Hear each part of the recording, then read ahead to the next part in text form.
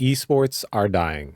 Allegedly. And at a glance, it's hard not to see that. From teams and players being dropped, from orgs financially failing, even team owners stating how much money they lose just from owning a few esports teams. Because they just bleed money. Right? It's just hemorrhaging money forever, basically. Yeah. I spent $1 million on my esports team and made a total of $0. Hi, I'm Disguised Toast. If you were just someone who didn't know a single thing about esports, you'd assume it's dying.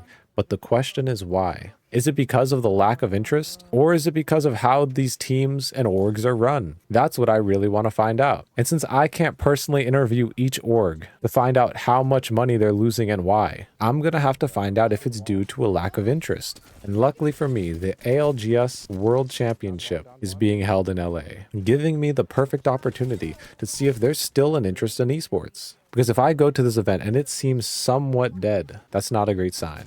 Personally, I don't think interest in esports is the issue on why it's failing, but there was only one way to find out. So I grabbed my camera, convinced my friends to come, and we headed over to the event. My whole goal being to go film and see if people were still interested in esports. But when we got there, there was no cameras allowed. Wait, laser pointers are more deadly than knives, guns, tasers, mace, and arrows. What is it? If you didn't have a creator badge. And since I'm not on their list of creators, my plan to film a lot during the event didn't work out, which honestly wasn't a great start, but it was all right. I ended up filming a lot less than what I would have liked. But from what I did capture, you could obviously see that interest in esports is not dying. The first match of the day, the stadium was still really filled up, and that was for the losers bracket. Later on, when the winners were playing, both levels were almost completely packed.